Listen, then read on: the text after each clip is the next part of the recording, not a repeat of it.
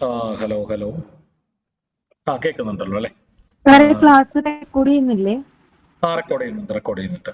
Excuse me, ഒന്ന് log out ആയിപ്പോയി, എന്താണെന്ന് അറിയില്ല, എന്തോ ഷോർട്ട് കട്ട് അറിയാതെ അമർത്തുന്നപ്പോഴായിരിക്കണം.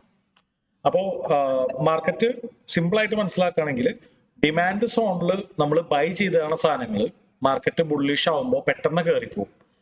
പക്ഷെ മാർക്കറ്റ് ബാരിഷ് ആവുമ്പോൾ പതുക്കെ പതുക്കെ താഴ്ത്തേക്ക് വരും. നിങ്ങൾ ശ്രദ്ധിച്ചിട്ടുണ്ടായിരിക്കും, ട്രേഡ് ചെയ്യുന്നവർ ശ്രദ്ധിച്ചിട്ടുണ്ടായിരിക്കും എന്ന് വിചാരിക്കുന്നു. അതായത് ഫോർ എക്സാമ്പിൾ നല്ല ഡിമാൻഡ് സോണിൽ വന്ന് കിടക്കുന്ന സ്റ്റോക്ക് ആണെന്ന് വിചാരിച്ചു. അപ്പൊ ഒരു ഉദാഹരണം ഞാനിവിടെ വരയ്ക്കാം. ഇപ്പോ നല്ല ഡിമാൻഡ് സോൺ എന്ന് പറഞ്ഞാൽ നമുക്ക് എല്ലാവർക്കും അറിയാം, എല്ലാവരും വാങ്ങിക്കാൻ ആഗ്രഹിക്കുന്ന, ഇനി മാർക്കറ്റ് താഴേക്ക് പോകാനില്ല, മാക്സിമം വീണു എന്ന് പറയുന്ന ലെവൽ ഉണ്ടല്ലോ. ഫോർ എക്സാമ്പിൾ ഇതാ ഒരു മൾട്ടിപ്പിൾ ടൈംസ് സപ്പോർട്ട് ആയ ഒരു ലെവൽ അല്ലെ മാർക്കറ്റ്. എന്താണ് സ്ക്രീൻ ഷെയർ ചെയ്തിട്ടില്ല? ഒരു മിനിറ്റ്. ഔട്ട് ആയാലും അത് പോയിട്ടുണ്ടോ അറിയില്ല, നോട്ടേട്ടാ, ഒരു മിനിറ്റ്.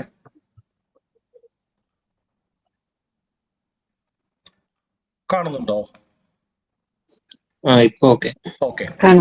ഓക്കെ.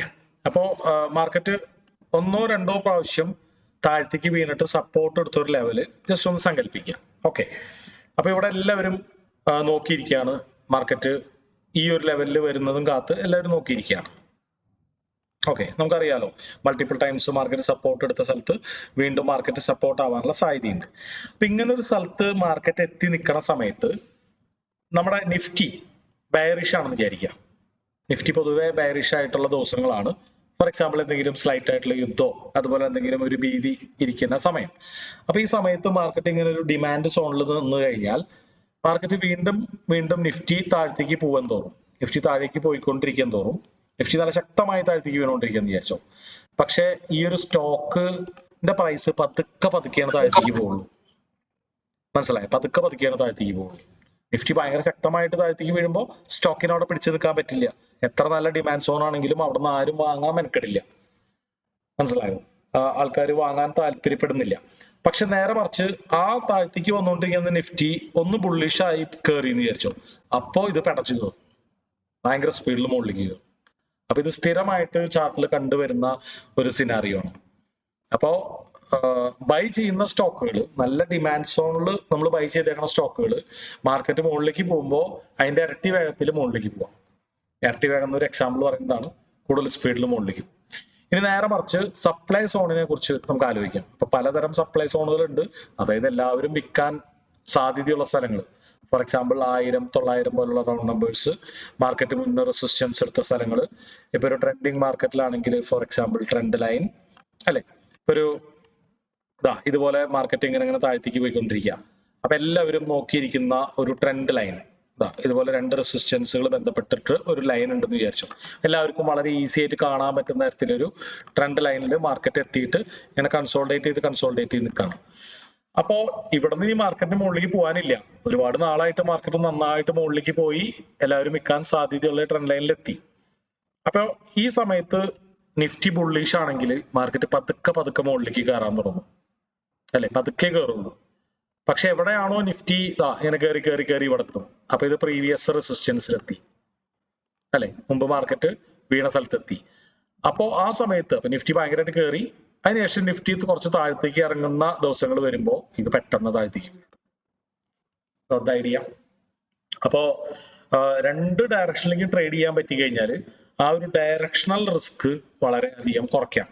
അതായത് നമ്മൾ 4 ട്രേഡ്, 2 ബൈയും 2 സെല്ലും ചെയ്യുകയാണെങ്കിൽ അതിൽ നമ്മളുടെ അക്കൗണ്ട് ഫ്ലക്ച്വേഷനും കുറയും. കാരണം എന്താ, മാർക്കറ്റ് ശക്തമായിട്ട് താഴേക്ക് വീണാല് നമ്മൾ ബൈ ചെയ്ത 2 താഴത്തേക്ക് പോകുമ്പോൾ സെല്ല് ചെയ്ത് അവിടെ കിടക്കല്ലേ. അപ്പൊ സെല്ല് ചെയ്തത് താഴത്തേക്ക് വീഴുമ്പോൾ നമുക്ക് ലാഭം കിട്ടല്ലേ ഫ്യൂച്ചേഴ്സിൽ. അപ്പോ അതാണ്, മനസ്സിലായോ? അപ്പൊ അതാണ് രണ്ട് ഡയറക്ഷനിലേക്ക് ട്രേഡ് ചെയ്യുമ്പോൾ ഒരു അഡ്വാൻറ്റേജ്. അപ്പൊ ഇത് സാധാരണക്കാർക്ക് അത്ര എളുപ്പമുള്ള പരിപാടിയല്ല. കാരണം 4 സ്റ്റോക്ക് ഒരുമിച്ച് ഫ്യൂച്ചേഴ്സിൽ എടുക്കണമെങ്കിൽ നിങ്ങൾക്ക് അറിയാലോ, ഏകദേശം ഒരു എത്ര വേണം, ഒരു 6 ലക്ഷം രൂപ അല്ലെങ്കിൽ 5 ലക്ഷം രൂപ ഒക്കെ വേണം അല്ലെ. അപ്പൊ ഇത് നമുക്ക് ഇൻട്രാഡേ ചെയ്യുന്നവർക്ക് വേണമെങ്കിൽ ചെയ്യാം. എന്ത്, 2 നല്ല സ്റ്റോക്കുകൾ നല്ല ഡിമാൻഡ് സോണിൽ നിന്ന് ബൈ ചെയ്യാം, 2 സ്റ്റോക്കുകൾ സപ്ലൈ സോണിൽ നിന്ന് സെല് ചെയ്യാം. അപ്പൊ 4 സ്റ്റോക്കുകളായിട്ട് സ്പ്ലിറ്റ് ചെയ്ത് ചെയ്യുമ്പോൾ മനസ്സിലാക്കുക, ചാർജസ് കൂടും. ഫ്യൂച്ചേഴ്സിൽ അങ്ങനെ ഇല്ല. ആനുപാതികമായ ചാർജ് ഇൻട്രാഡേക്ക് ഒരു ട്രേഡിന് 40 രൂപ വെച്ചല്ലേ. അപ്പൊ ചാർജസ് കമ്പാരിറ്റീവ്ലി കുറച്ച് കൂടുമെങ്കിലും മാർക്കറ്റ് പെട്ടെന്ന് ശക്തമായിട്ട് നിഫ്റ്റി മുകളിലേക്ക് പോകുമ്പോൾ നമ്മൾ നല്ല സ്പോട്ടിൽ നിന്ന് ബൈ ചെയ്തേക്കുന്ന സാധനങ്ങൾ പെട്ടെന്ന് മുകളിലേക്ക് അടിച്ചു കയറും. പക്ഷെ നല്ല സപ്ലൈ നിങ്ങൾ എല്ലാവരും ദയവായിട്ട് മൈക്രോഫോൺ ഒന്ന് മ്യൂട്ട് ചെയ്ത് വെക്കുക. ഇടയ്ക്ക് ഒരു ഡിസ്റ്റർബൻസ് ഫീൽ ചെയ്യുന്നുണ്ട്. ഒരു ഡൗട്ട്, പറഞ്ഞു. ഇത് സെയിം സ്റ്റോക്കിന്റെ തന്നെയാണോ രണ്ടെണ്ണം ഡിഫറെന്റ് സ്റ്റോക്കുകളാണ് ചെയ്യാറ്. ഓക്കെ, ഡിഫറെന്റ് സ്റ്റോക്കുകളാണ് ചെയ്യാം. സെയിം സ്റ്റോക്ക് ഫ്യൂച്ചേഴ്സിൽ ഒരെണ്ണം ബൈ ചെയ്തിട്ട് ഒരെണ്ണം സെൽ ചെയ്ത് വെക്കുന്നതുകൊണ്ട് ഒരു അഡ്വാൻറ്റേജും ഇല്ല.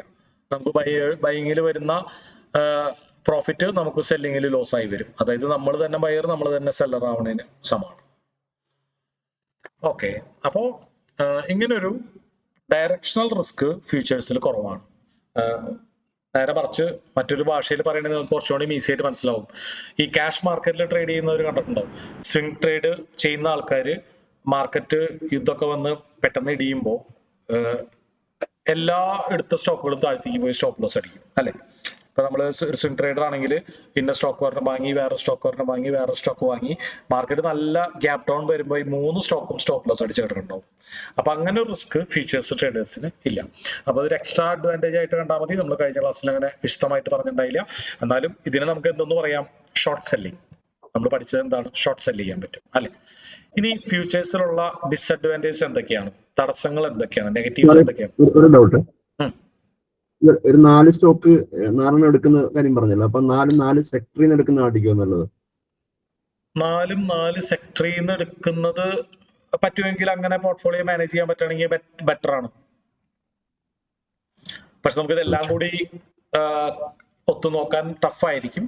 നമ്മൾ സാധാരണ ചെയ്യുക നല്ല സപ്ലൈ സോണിൽ നിൽക്കുന്ന സ്റ്റോക്കുകൾ, ഫോർ എക്സാമ്പിൾ ഡൗൺ ട്രെൻഡിലുള്ള സ്റ്റോക്കുകളില്ലേ, വളരെ സിമ്പിൾ ആയിട്ട് പറയുകയാണെങ്കിൽ ഇങ്ങനെ നല്ല സ്ട്രക്ചേർഡ് ആയിട്ട് ഡൗൺ ട്രെൻഡിൽ ഇറങ്ങുന്ന സ്റ്റോക്കുകൾ നല്ല പ്രീമിയത്തിൽ നിന്ന് സെല് ചെയ്യും. നേരെ മറിച്ച് നല്ല അപ് ട്രെൻഡിൽ മുകളിലേക്ക് പോണ സ്റ്റോക്കുകൾ ഡിസ്കൗണ്ടിൽ നിന്ന് ബൈ ചെയ്യും. ഫോർ എക്സാമ്പിൾ, ഞാൻ അടുത്ത എക്സാമ്പിൾ പറയുകയാണെങ്കിൽ നമ്മളൊരു ബുള്ളിഷ് ബ്രേക്ക്ഔട്ട് അല്ലെ, inverted head and shoulder breakout പോലൊരു സ്റ്റോക്ക് നമ്മൾ ബൈ ചെയ്ത് വെച്ചിരിക്കാമെന്ന് വിചാരിച്ചോ. അപ്പുറത്ത് ഒരു ഡിസെൻഡിങ് ട്രയാങ്കിൾ പോലത്തെ ഒരു ബയറിഷ് ചാർട്ട് പാറ്റേൺ സെൽ ചെയ്യും. മനസ്സിലായോ? അപ്പൊ അങ്ങനെ ഓപ്പോസിറ്റ് ഡയറക്ഷനിൽ നമുക്ക് ട്രേഡ് ചെയ്തുകൊണ്ട് ഡയറക്ഷണൽ ആയിട്ടുള്ള റിസ്ക് കുറയ്ക്കാം. നിങ്ങൾ ആലോചിച്ച് നോക്കിയാൽ ആ കോവിഡ് ടൈമിൽ മാർക്കറ്റ് ഭയങ്കരമായിട്ട് ക്രാഷ് ചെയ്തിരുന്ന സമയത്ത് ഒരു ഫ്യൂച്ചർ ട്രേഡർക്ക് ഹെഡ്ജ് ചെയ്യുന്നവർക്ക് പ്രത്യേകിച്ച് വലിയ ലോസ് ഉണ്ടായിട്ടുണ്ടാവില്ല. അപ്പൊ അവരെടുത്ത കുറെ സ്റ്റോക്കുകൾ വലിയ ജമ്പ് ചെയ്ത് താഴ്ത്തേക്ക് വരുമ്പോൾ അവർ സെല് ചെയ്തേക്കുന്ന പൊസിഷൻസും അതുപോലെ ജമ്പ് ചെയ്ത് താഴ്ത്തേക്ക് വരല്ലേ. അപ്പൊ നോൺ ഡയറക്ഷണൽ റിസ്ക് വളരെ കുറവാണ്. പക്ഷെ സ്വിംഗ് ട്രേഡേഴ്സിന് നല്ല പണി കിട്ടിക്കോ. ഓക്കെ, അപ്പോ ഇനി നമുക്ക് നെഗറ്റീവ്സിനെ കുറിച്ച് പറയാം. എന്തൊക്കെയാണ് ഫ്യൂച്ചേഴ്സിൽ നിങ്ങൾ മനസ്സിലാക്കിയ നെഗറ്റീവ്സ്, ഡിസഡ്വാൻറ്റേജസ്?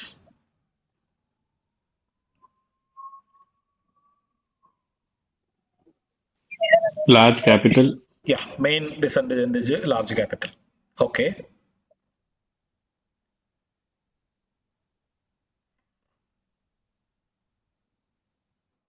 ലോസ് വരുമ്പോൾ ഹ്യൂജ് ലോസ് ആവും. അതെ, ബിഗ് അക്കൗണ്ട് ഫ്ലക്ച്വേഷൻ അല്ലെ. അക്കൗണ്ട് ഫ്ലക്ച്വേഷൻ എപ്പോഴും നെഗറ്റീവ് ആയിട്ടാണ് ട്രേഡേഴ്സ് എടുക്കാറ്, പോസിറ്റീവ് ആയിട്ടല്ല. ഓക്കെ, പിന്നെ 2 കൂടി പറയാം. അതായത് നമുക്ക് എല്ലാ സ്റ്റോക്സുകൾക്കും ഇത് ഇല്ല, വലിയ സ്റ്റോക്കുകൾക്ക് മാത്രമേ ഉള്ളൂ, F&O ലിസ്റ്റിലുള്ള സ്റ്റോക്കുകൾക്ക് മാത്രമേ ഉള്ളൂ. അപ്പൊ നമുക്ക് ചെറിയ ചെറിയ സ്റ്റോക്കുകൾ താഴത്തേക്ക് വീഴുന്നൊന്നും കണ്ട് പിടിക്കാൻ പറ്റിയാൽ നമുക്കത് മുതലാക്കാൻ പറ്റില്ല. പിന്നെന്താണ്,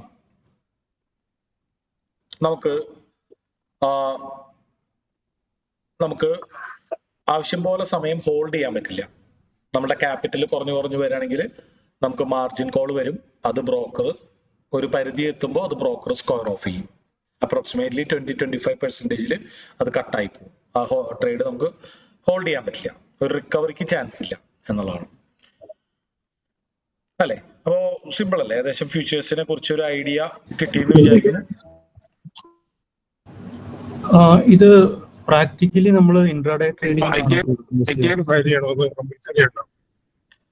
ക്ലിയർ ആയില്ല, ഒരാൾ ചോദിക്കാവോ? ബ്രേക്ക് ആയി പോകുന്നുണ്ട്, ഒന്ന് ചോദിക്കാവോ? ഓക്കെ, ഞാൻ ചോദിക്കട്ടെ ചോദിച്ചോ ജോസഫ്, ചോദിക്കേ.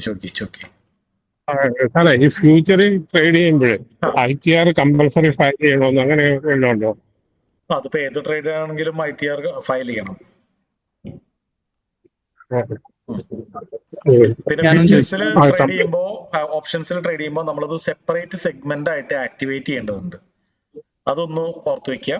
അതായത് നമുക്ക് ഇപ്പോ ഫസ്റ്റ് സ്റ്റോക്കിലാണെങ്കിലോ സെറോദയിലാണെങ്കിലോ അതിന്റെ ഉള്ളിൽ സെഗ്മെന്റ്സിൽ പോയി കഴിഞ്ഞാൽ ഒരു സ്വിച്ച് ഉണ്ട്, ഫീച്ചേഴ്സ് ആൻഡ് ഓപ്ഷൻസ് ആക്ടിവേറ്റ് ചെയ്യാൻ വേണ്ടിയിട്ട്. അത് ആക്ടിവേറ്റ് ചെയ്താൽ മാത്രമേ നമുക്ക് അതിൽ ട്രേഡ് ചെയ്യാൻ പറ്റുള്ളൂ. അപ്പോൾ നമ്മുടെ 6 മാസത്തെ ബാങ്ക് സ്റ്റേറ്റ്മെന്റ് ചോദിക്കാറുണ്ട് പല ബ്രോക്കേഴ്സും.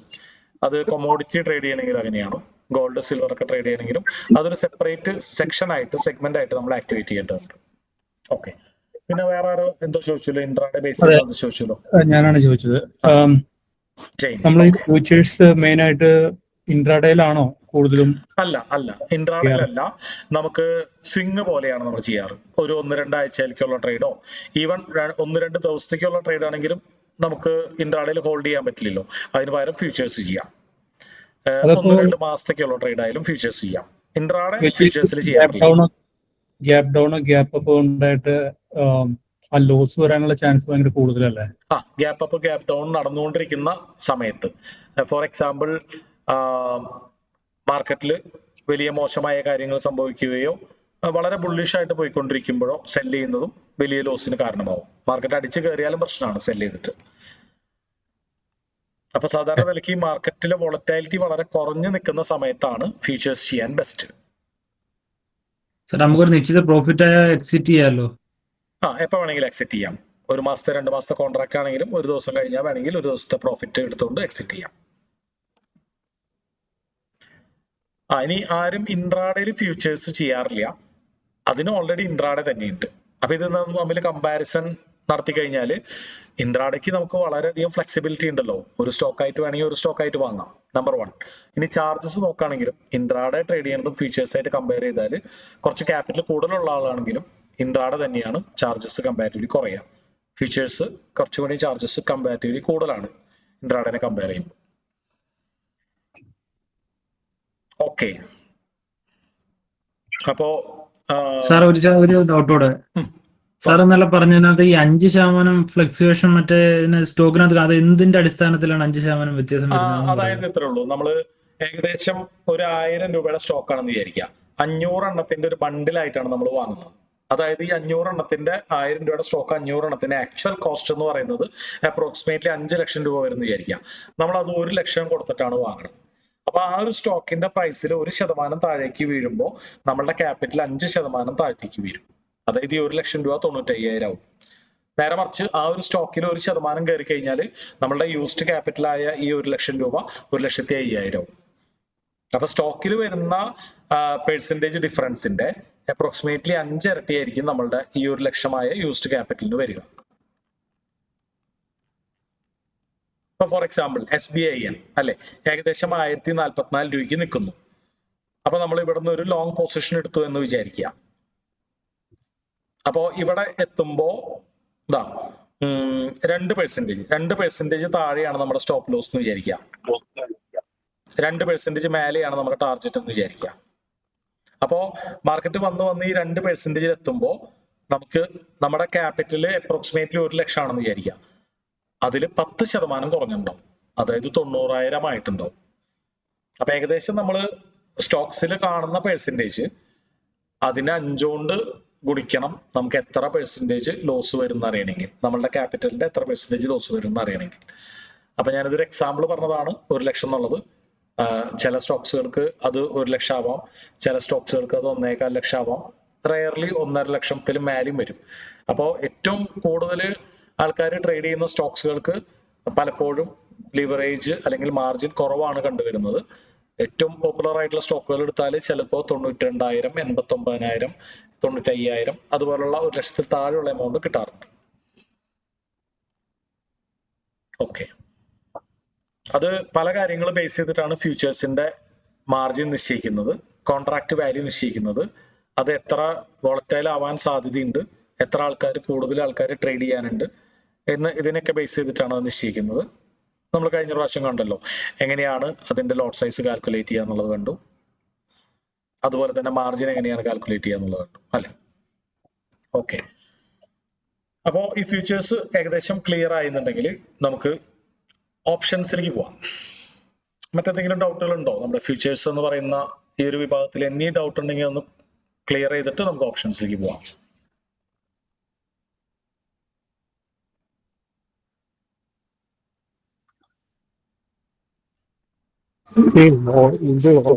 ഇത് ബൈയും സെല്ലും ചെയ്യുന്നതിന് സെയിം ക്യാപിറ്റൽ മതിയോ അതോ സെല്ലിന് കൂടുതൽ ക്യാപിറ്റൽ വേണം, അങ്ങനെയുണ്ടോ?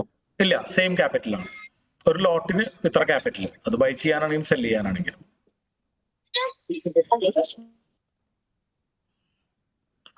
ഓക്കെ, അത് നമ്മളെ ഫ്യൂച്ചേഴ്സിൽ കാണുന്ന അല്ല നമ്മളെ സ്റ്റോക്കിൽ കാണുന്ന ചാർട്ടിൽ കാണുന്ന അതേ റേറ്റ് തന്നെ അതോ ഈ ഫ്യൂച്ചേഴ്സിന് വേറെ സെപ്പറേറ്റ് വേറെ വല്ല റേറ്റുകളോ? വേറെ റേറ്റ് ആണ്. അത് നമ്മൾ കഴിഞ്ഞ ക്ലാസ്സിൽ പറഞ്ഞിരുന്നു. ഇപ്പൊ ഫോർ എക്സാമ്പിൾ ആക്ച്വൽ കോസ്റ്റ് 1000 ആണെങ്കിൽ ഫ്യൂച്ചേഴ്സിൽ ചിലപ്പോ ഫസ്റ്റ് ക്ലോസ് മന്തിന്റെ റേറ്റ് എന്ന് പറയുന്നത് ഒരു 1003 ഒക്കെ ആയിരിക്കാം. പലപ്പോഴും മിഡ് മന്തിന്റെ ഒരു 1006, 1007 ഒക്കെ ആയിരിക്കാം. ഫാർ മന്തിന്റെ ഒരു 1010 ഒക്കെ ആയിരിക്കാം. അപ്പൊ ഫാർ മന്തിലേക്ക് പോകുമ്പോൾ ഏകദേശം 1% വ്യത്യാസമൊക്കെ ഉണ്ടാവാറുണ്ട്. ചിലപ്പോൾ അത് കുറയും ചെയ്യാം. അതായത് ചിലപ്പോൾ ഒറിജിനൽ പ്രൈസ് സ്റ്റോക്കിന്റെ 1000 രൂപയാണെങ്കിൽ ഫ്യൂച്ചേഴ്സിൽ ചിലപ്പോൾ വില കുറവായിരിക്കാം, 997 ആയിരിക്കാം. അപ്പൊ നമ്മൾ കഴിഞ്ഞ ക്ലാസ്സിന്റെ അവസാനം പറഞ്ഞു അത് ഫ്യൂച്ചേഴ്സിന്റെ റേറ്റ് ആക്ച്വൽ അണ്ടർലൈങ് എന്നാണ് ആക്ച്വൽ സ്റ്റോക്കിനെ നമ്മൾ വിളിക്കുക അല്ലെ, ഡെറിവേറ്റീവ് ഫ്യൂച്ചേഴ്സ്. അപ്പോൾ അണ്ടർലൈങ്ങിന്റെ കോസ്റ്റിനേക്കാളും കൂടുതലാണ് ഫ്യൂച്ചേഴ്സിന്റെ കോസ്റ്റ് എങ്കിൽ വലിയ ചന്തയിൽ അതിന് വില കൂടുതലാണ്. പലപ്പോഴും അത് ഒരു ബുള്ളിഷ് സൂചനയാണ് നമുക്ക് തരുന്നത്. അപ്പോൾ അത് നമ്മൾ കഴിഞ്ഞ ക്ലാസ്സിൽ ക്ലൈമാക്സിൽ പറഞ്ഞൊരു കാര്യമാണ്.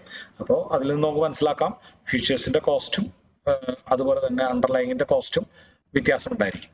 ഫോർ എക്സാമ്പിൾ ഇൻഫോസിസ് എടുത്തു കഴിഞ്ഞാൽ ഒരു റേറ്റ് ആയിരിക്കും, ഇൻഫോസിസിന്റെ തന്നെ ഫ്യൂച്ചേഴ്സിന് ചെറിയ വ്യത്യാസം ഉണ്ടായിരിക്കും. ഏകദേശം ഒരു 1000 രൂപയാകുമ്പോൾ നമ്മൾ ഏറ്റവും കൂടുതൽ ആൾക്കാർ ട്രേഡ് ചെയ്യുക ഫ്യൂച്ചേഴ്സ് ക്ലോസ് മന്ത് ആണ്. ഇപ്പോൾ ഈ മാസം ഓഗസ്റ്റ് ആണെങ്കിൽ ഓഗസ്റ്റ് മാസത്തെ എക്സ്പയറി തന്നെയാണ് എടുക്കുക, ഓഗസ്റ്റ് മാസത്തെ കോൺട്രാക്ട് തന്നെയാണ് എടുക്കുക. കാരണം കൂടുതൽ ആൾക്കാരും ട്രേഡ് ചെയ്യാൻ ആഗ്രഹിക്കുന്നത് 1-2 ആഴ്ചയിലുള്ളിൽ പ്രോഫിറ്റ് കിട്ടണം എന്നുള്ള പ്ലാനിലാണ് ഫ്യൂച്ചേഴ്സ് ട്രേഡിങ് ചെയ്യുന്നത്. അപ്പൊ ഏറ്റവും അടുത്തുള്ള എക്സ്പയറി തന്നെയാണ് എടുക്കുക. അപ്പൊ വലിയ വിലയിൽ മാറ്റം ഉണ്ടാവില്ല. ഏകദേശം 1000 രൂപയാകുമ്പോൾ ഒരു 2-3 രൂപയുടെ ഒക്കെ മാറ്റം ഉണ്ടാവും.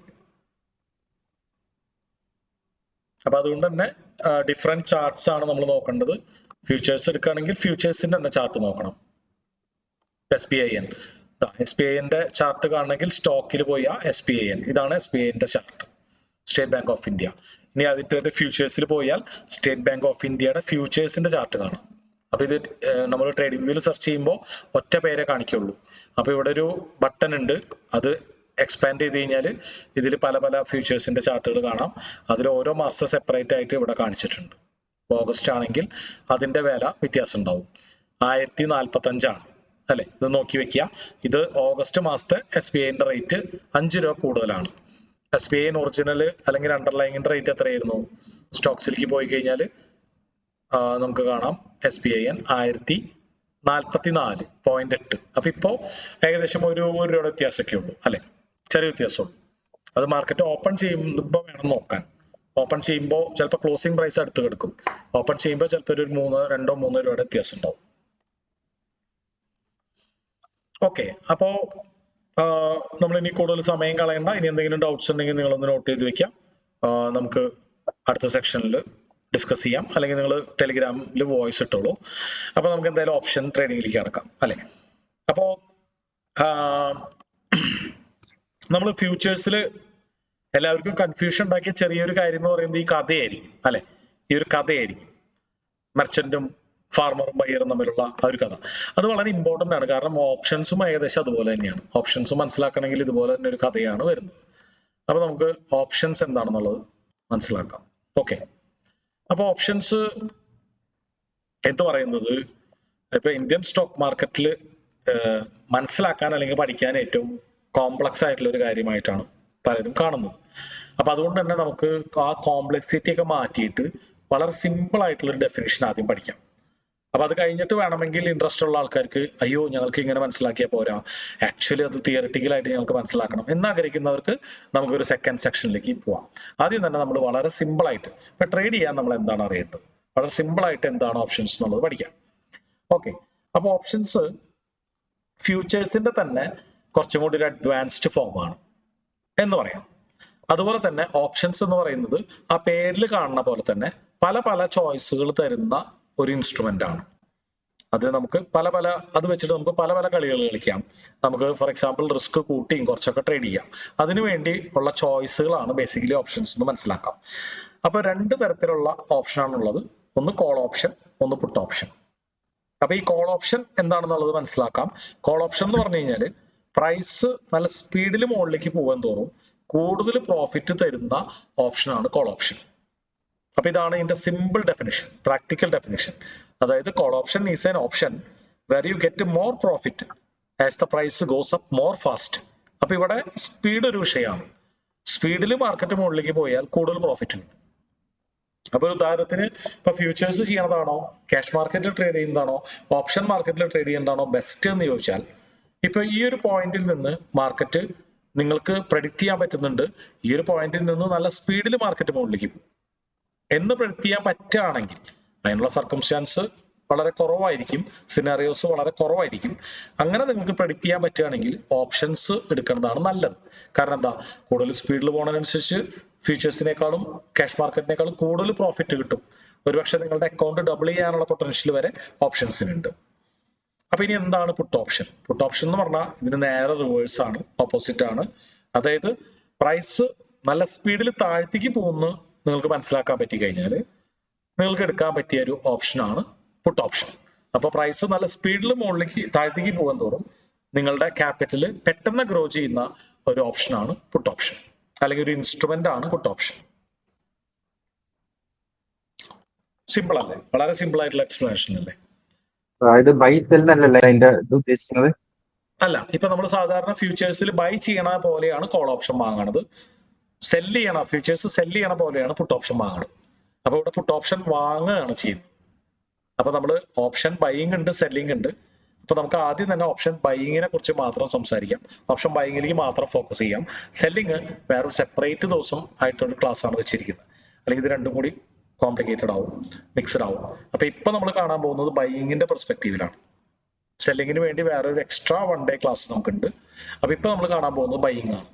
അപ്പോൾ കോൾ ഓപ്ഷൻ വാങ്ങുക, പുട്ട് ഓപ്ഷൻ വാങ്ങുക. അപ്പോൾ ഓൾമോസ്റ്റ് ഫ്യൂച്ചേഴ്സ് ബൈ ചെയ്യണ എഫക്റ്റ് ആണ് കോൾ ഓപ്ഷൻ വാങ്ങിയാൽ ഉണ്ടാവുന്നത്. അതായത് പ്രൈസ് മുകളിലേക്ക് പോകുമ്പോൾ പ്രോഫിറ്റ് കിട്ടുന്നു. ഇനി ഫ്യൂച്ചേഴ്സ് സെല് ചെയ്യുന്ന എഫക്റ്റ് ആണ് പുട്ട് ഓപ്ഷൻ വാങ്ങുമ്പോൾ ഉണ്ടാവുന്നത്. അതായത് പ്രൈസ് താഴേക്ക് പോകുമ്പോൾ പ്രോഫിറ്റ് കിട്ടുന്നു. പക്ഷെ ചെറിയൊരു വ്യത്യാസമുണ്ട്. ഇത് തമ്മിൽ എന്തായാലും ഒരു വ്യത്യാസം വേണമല്ലോ, അതിനാണല്ലോ ഓപ്ഷൻസ്.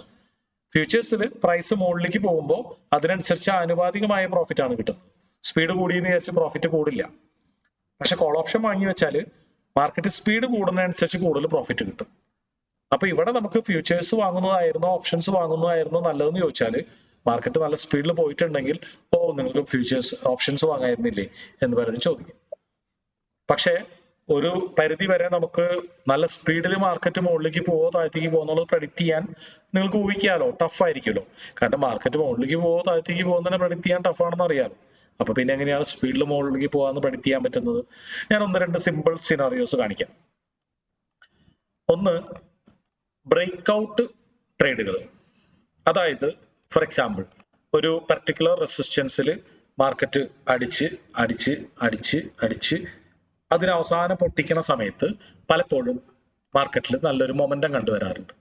അപ്പൊ ഇതിനെയാണ് ബ്രേക്ക് ഔട്ട് ട്രേഡുകൾ എന്ന് പറയുന്നത്. അപ്പൊ അത് ചാർട്ട് പാറ്റേൺസ് ഒക്കെ നിങ്ങൾ പഠിച്ചിട്ടുണ്ടല്ലോ അല്ലെ? അപ്പൊ പല പല ചാർട്ട് പാറ്റേൺസിന്റെ ഷേപ്പിൽ വരാം.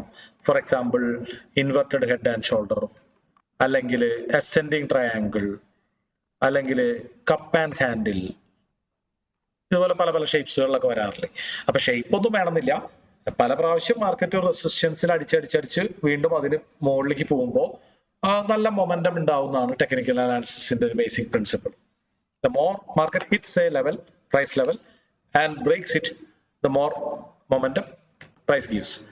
അപ്പോൾ ഇതൊരു എക്സാമ്പിൾ സിനാറിയോ ആയിട്ട് കാണാം. അപ്പൊ കോൾ ഓപ്ഷൻ ഒക്കെ വാങ്ങുന്ന ആൾക്കാർ, പ്രത്യേകിച്ച് നിഫ്റ്റിയിൽ, ബാങ്ക് നിഫ്റ്റിയിലൊക്കെയാണ് കൂടുതൽ ഓപ്ഷൻ ബയേഴ്സ് കളിക്കുന്നത്, ട്രേഡ് ചെയ്യുന്നത്. അപ്പൊ ഇവരൊക്കെ കൂടുതലും ഇഷ്ടപ്പെടുന്ന ഒരു ടൈപ്പ് ഓഫ് ട്രേഡിംഗ് ആണ് ഇതുപോലെ ബ്രേക്ക് ഔട്ട് ട്രേഡിംഗ്. അടുത്തത് നമ്മൾ നേരത്തെ കണ്ട പോലെ തന്നെ ഒരു റെസിസ്റ്റൻസ് അല്ലെങ്കിൽ ഒരു സപ്പോർട്ട് ആയിക്കോട്ടെ.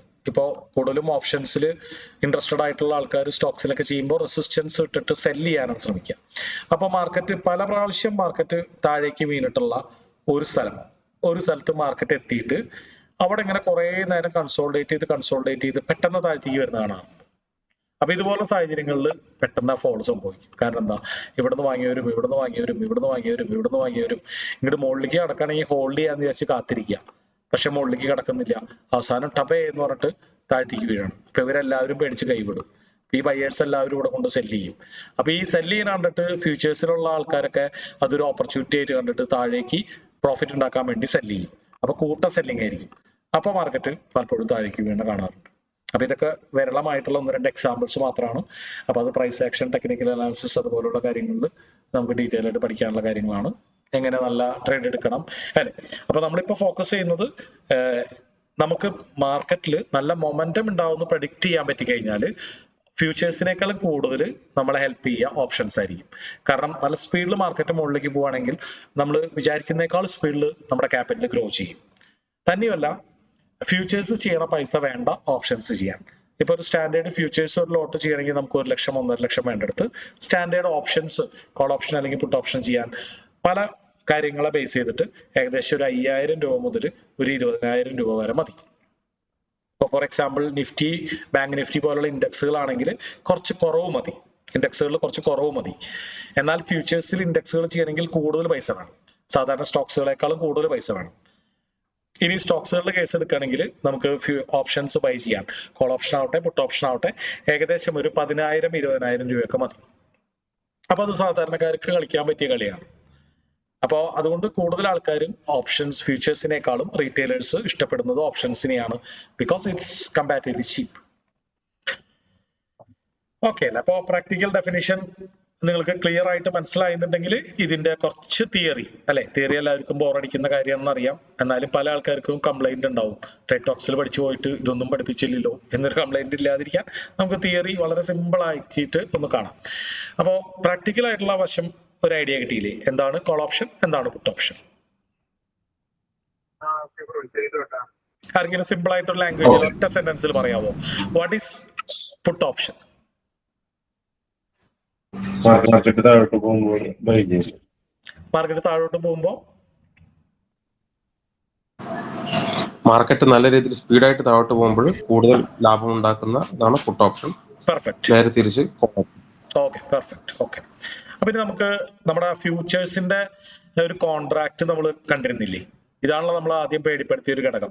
അപ്പൊ ഇത് ഒന്ന് റീവിസിറ്റ് ചെയ്തിട്ട് ഈ ഓപ്ഷൻസും ഫ്യൂച്ചേഴ്സും ആയിട്ട് എത്ര മാറ്റമുണ്ട് ഈ കോൺട്രാക്റ്റിലോട് നോക്കാം. അപ്പോഴാണ് നമുക്ക് കറക്റ്റ് ആയിട്ട് ഓപ്ഷൻസ് മനസ്സിലാക്കാൻ പറ്റുക. അതിനുവേണ്ടിയാണ് നമ്മൾ ആ ഫ്യൂച്ചേഴ്സിന്റെ എക്സാമ്പിൾ കണ്ടത്. ഓക്കെ. അപ്പൊ ഇവിടെ നടക്കുന്ന കാര്യം എന്ന് പറഞ്ഞു കഴിഞ്ഞാൽ ഫ്യൂച്ചേഴ്സ് നമ്മൾ കണ്ട പോലെ തന്നെ ഇതൊരു മുദ്രക്കടലാസ് ആയിട്ട് നമുക്ക് ഇമാജിൻ ചെയ്യാം. ഒരു കോൺട്രാക്ട്, ഒരു ഡിജിറ്റൽ കോൺട്രാക്ട്.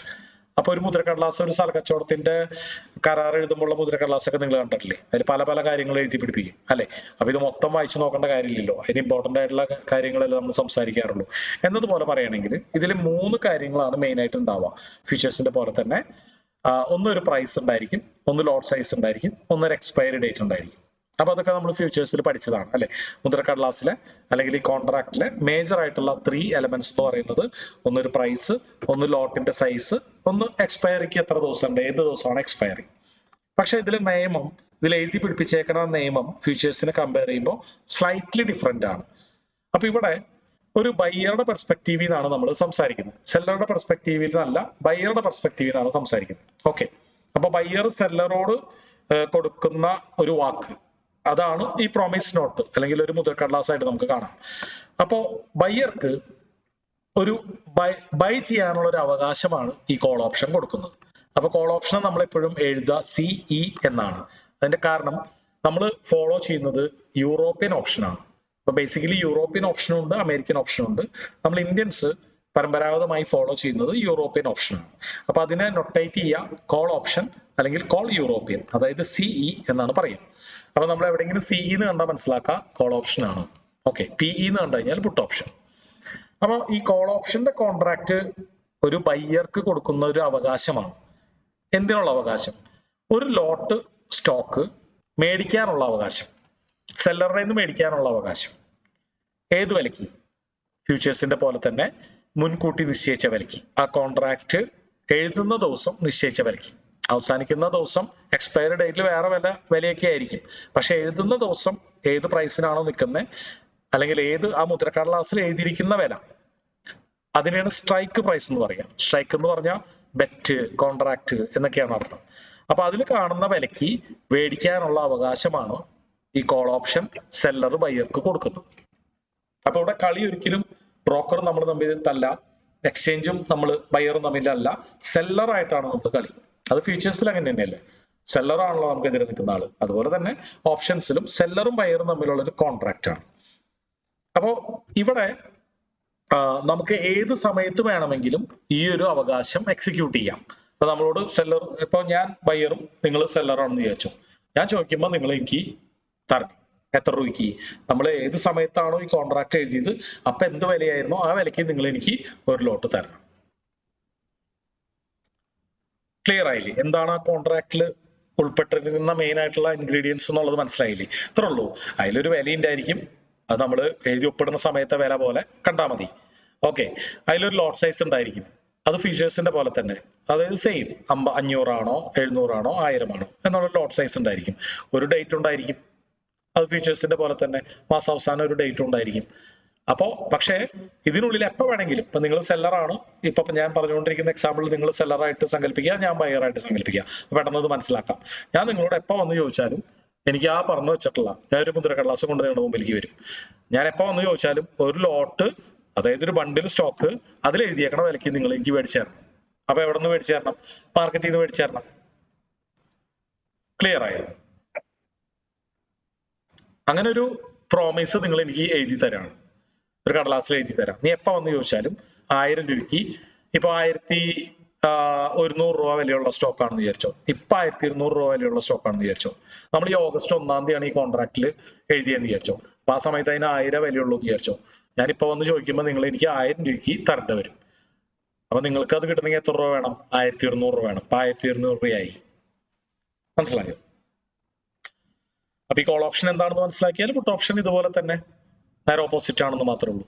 അപ്പൊ കോൾ ഓപ്ഷൻ ഒന്ന് ക്ലിയർ ആയതിനു ശേഷം, അപ്പൊ ഇവിടെയാണ് ഈ ക്ലാസ്സിൽ ഏറ്റവും കൂടുതൽ സമയം പോണ ഒരു സ്ഥലം. വളരെ ക്ഷമയോടുകൂടി നിങ്ങൾ ഫോക്കസ് ആയിട്ടിരിക്കുക. അപ്പൊ ഒരു മുദ്രക്കടലാസിൽ ആ ഒരു കോൺട്രാക്റ്റിലുള്ള മെയിൻ ഇൻഗ്രീഡിയൻസ് എന്ന് പറയുന്നത് നമ്പർ 1 എന്താണ്? ആർക്കും പറയാൻ പറ്റുമോ? 3 ഇൻഗ്രീഡിയൻസ്, സിമ്പിൾ ആയിട്ടുള്ള 3 ingredients.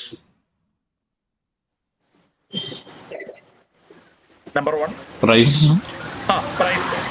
Number 2 call option, lot size, lot size. Number 3 expiry, expiry date, expiry time.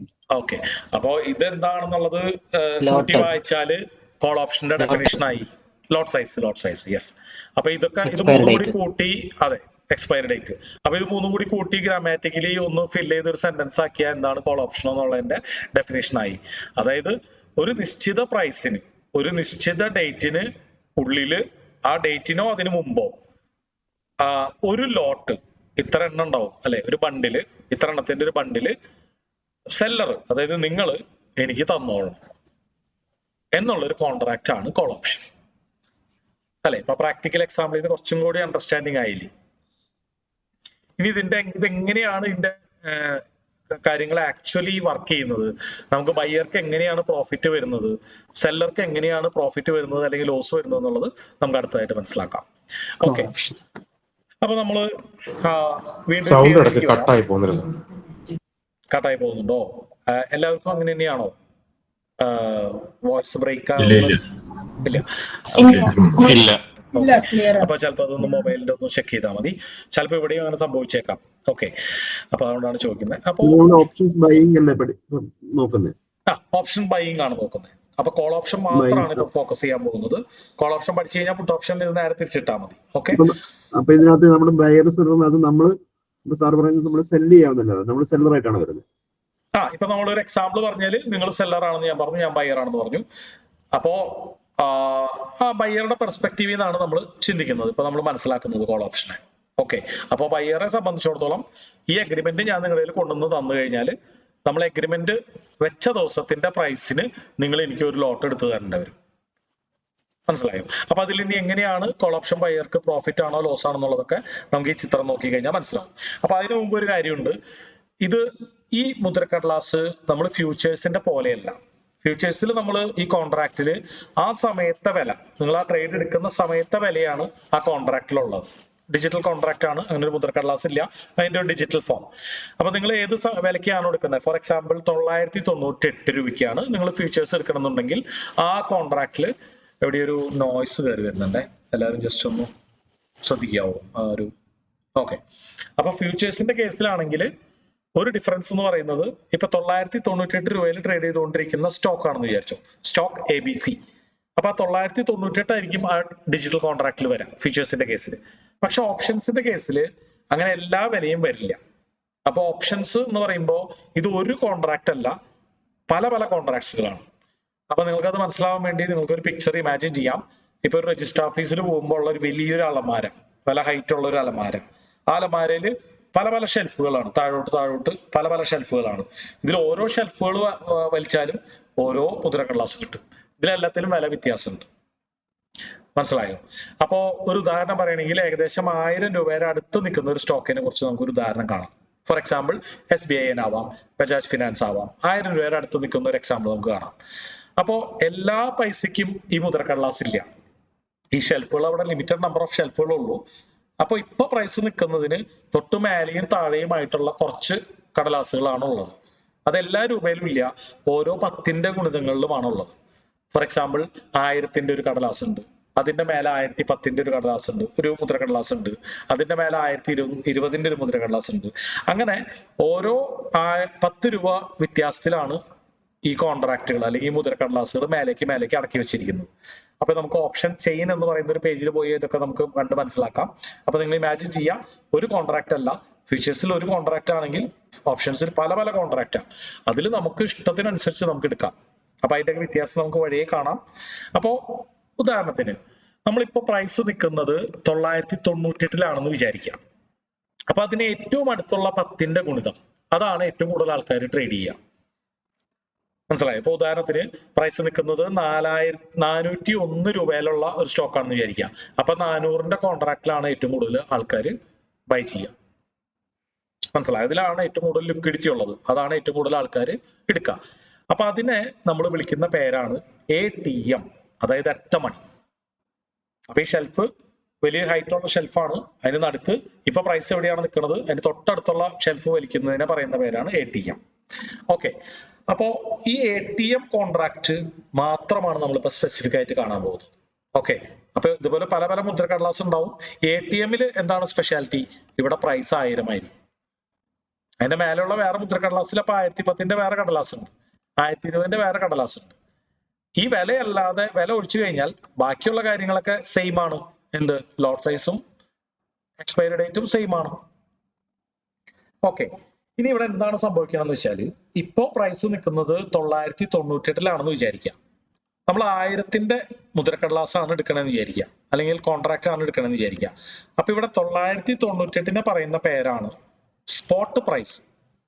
അപ്പൊ ഈ ഓപ്ഷൻസ് പഠിക്കണമെങ്കിൽ നിങ്ങൾ കുറച്ച് വേർഡുകൾ പഠിക്കണം, മനസ്സിലാക്കണം. അപ്പൊ ഫീച്ചേഴ്സിന്റെ അത്ര സിമ്പിൾ അല്ല, ഇതിൽ ചെറിയ കുറച്ച് വേർഡുകൾ ഉണ്ട്. നമുക്ക് 1 by 1 ആയിട്ട് we will hunt it dum. Okay, അപ്പോ ഈ ഇപ്പൊ പ്രൈസ് നിൽക്കുന്നത് എവിടെയാണോ അതിനെ വിളിക്കുന്ന പേരാണ് സ്പോട്ട് പ്രൈസ്, സ്പോട്ടിൽ തന്നെ. ഇനി നമ്മൾ ഏത് ഷെൽഫ് വലിച്ചിട്ട് ഏത് 10ന്റെ ഗുണിതമുള്ള കോൺട്രാക്ട് ആണോ നമ്മൾ എടുക്കുന്നത് അതിനെ വിളിക്കുന്ന പേരാണ് സ്ട്രൈക്ക് പ്രൈസ്. അപ്പൊ ഇപ്പൊ ഫോർ എക്സാമ്പിൾ 1001 നിൽക്കണമെന്നുണ്ടെങ്കിലും നമ്മൾ ഏതാണ് എടുക്കുക?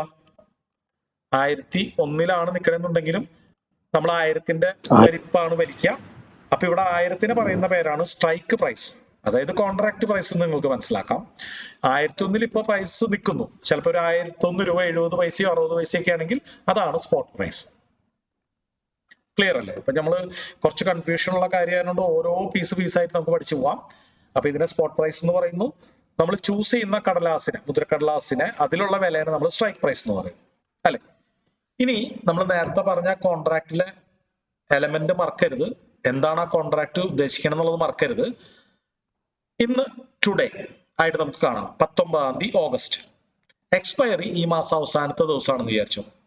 30 ആവട്ടെ 31 ആവട്ടെ, ഫോർ എക്സാമ്പിൾ 31 ആണെന്ന് വിചാരിച്ചു. അപ്പൊ ഇന്ന് ഇപ്പോ 1001 നിൽക്കുന്നത്. ഈ ഓഗസ്റ്റ് മാസം 31 ആയപ്പോഴേക്കും ആ 1001 രൂപ കയറി 1050 രൂപയായി എന്ന് വിചാരിച്ചു. സങ്കല്പിക്കുക, 1050 രൂപയായി ഈ മാസം അവസാനമായപ്പോഴേക്കും. അപ്പൊ എന്ത് വേണം? നമ്മൾ ഈ മുദ്രക്കടലാസ് കൊണ്ട് സെല്ലർ അടുത്ത് ചെല്ലാണ്. അപ്പൊ സെല്ലർ നമുക്കിത് 1100 രൂപയ്ക്ക് തരണം. മനസ്സിലായോ? അപ്പൊ മാർക്കറ്റിൽ അതിനെന്ത് വിലയുണ്ട്? 1050 രൂപ വിലയുണ്ട്. അപ്പൊ നമുക്ക് ലാഭമാണോ നഷ്ടമാണോ? ബയ്യർക്ക് ലാഭം. അപ്പൊ ഇപ്പൊ നമ്മൾ ഫ്യൂച്ചേഴ്സ് പഠിച്ചത് എന്തിനാണെന്ന് മനസ്സിലായോ? ഫ്യൂച്ചേഴ്സിൽ ആ കർഷകന്റെ കഥ കണ്ടില്ലേ, മെർച്ചന്റിന്റെ കഥ കണ്ടില്ലേ? അതിന്റെ നേരെ ഡിറ്റോ കോപ്പിയാണ്. അതായത് ഇവിടെ നമുക്ക് പ്രൈസ് മുകളിലേക്ക് പോയി കഴിഞ്ഞാൽ അതിനനുസരിച്ച് സെല്ലർ നമുക്ക് ആ കോൺട്രാക്ട് പ്രൈസിന് തന്നോക്കണം. അപ്പൊ ഇവിടെ തെറ്റ് പറ്റാനുള്ള ഒരു സാധ്യത, നമുക്ക് 1100 രൂപയ്ക്ക് തരണോ 1000 രൂപയ്ക്ക് തരണോ സെല്ലർ?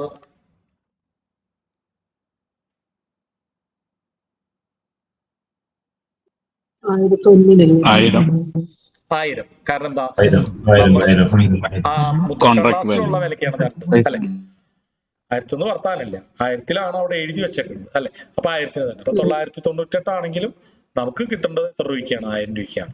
അപ്പൊ നമുക്ക് അവിടെ എത്ര രൂപ ലാഭമുണ്ട്? 50 രൂപ ലാഭമുണ്ട് അല്ലെ? പക്ഷേ ഇവിടുത്തെ നിയമം എന്താന്ന് വെച്ച് കഴിഞ്ഞാല്, ഫ്യൂച്ചേഴ്സിലെ പോലെ തന്നെ ഈ ബയ്യർ സെല്ലർക്ക് ഒരു മാർജിൻ മണി കെട്ടിവെക്കണം. മാർജിൻ മണി എന്ന് പറഞ്ഞു കഴിഞ്ഞാല് എന്താണ്? ഒരു അഡ്വാൻസ് തുക കെട്ടിവെക്കണം. ഇപ്പൊ നമ്മൾ ഇൻഷുറൻസ് എടുക്കുന്ന പോലെ ഒരു അഡ്വാൻസ് തുക കെട്ടിവെക്കണം. അപ്പോ ഉദാഹരണത്തിന് ഒരെണ്ണത്തിന് 10 രൂപയാണെന്ന് വിചാരിച്ചു. 10 രൂപ.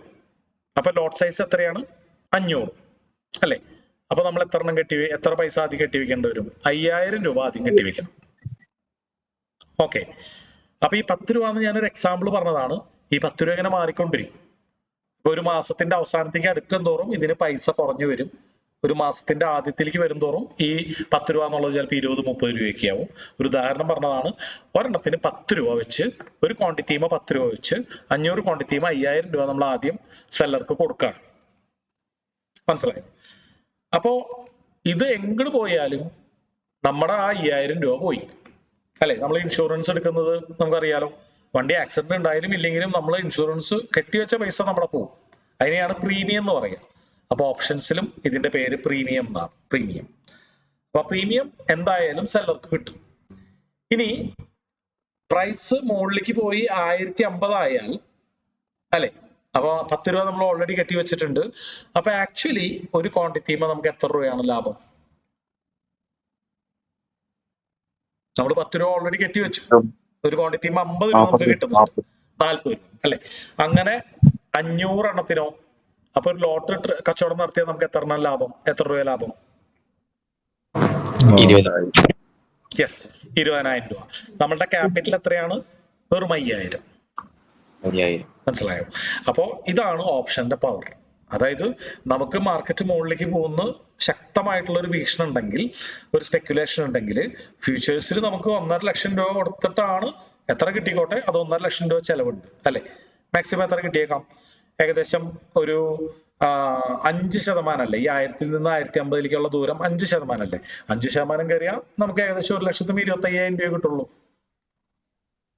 ശരിയല്ലേ?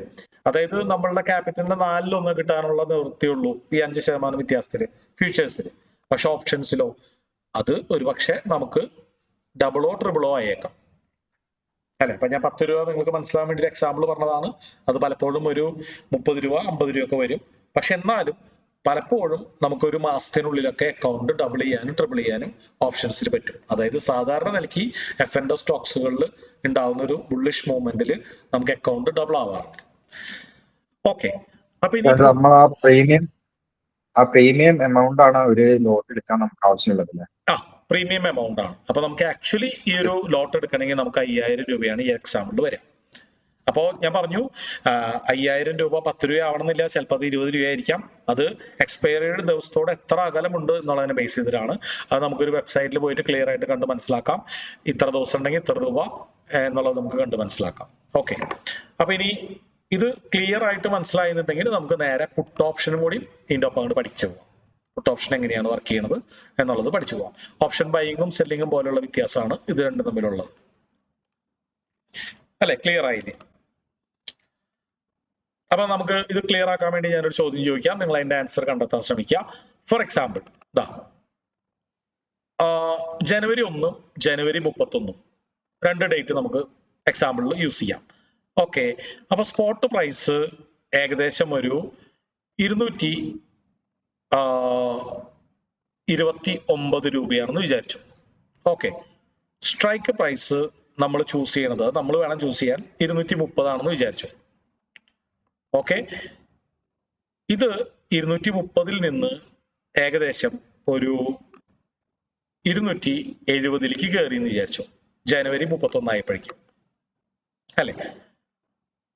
ഇതിന്റെ ലോട്ട് സൈസ് വളരെ സിമ്പിൾ ആയിട്ട് കാൽക്കുലേറ്റ് ചെയ്യാൻ 1000 ആണെന്ന് വിചാരിച്ചു. ഓക്കെ,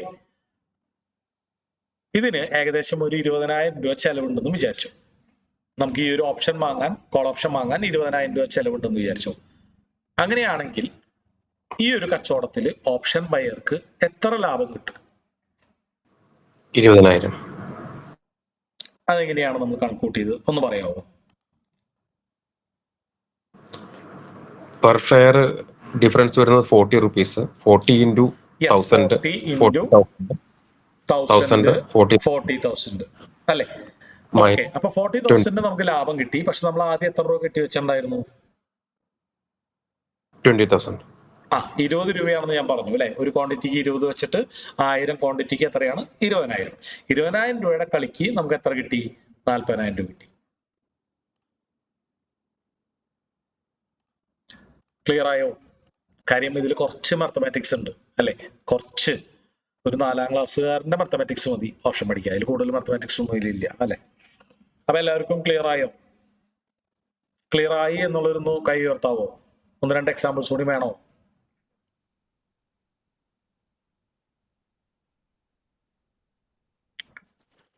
ഒന്ന് രണ്ട് എക്സാമ്പിൾസും കൂടി വേണം അല്ലെ? കുറച്ച് പേര് താഴത്തേക്ക് ഉണ്ട്, കുറച്ച് പേര് മുകളിലേക്ക് ഉണ്ട്. നോക്കാം. അപ്പോ ഇത് നമ്പേഴ്സ് ഞാനൊന്നുകൂടി മാറ്റി ഇടാം. ഓക്കെ, ഒരു 896.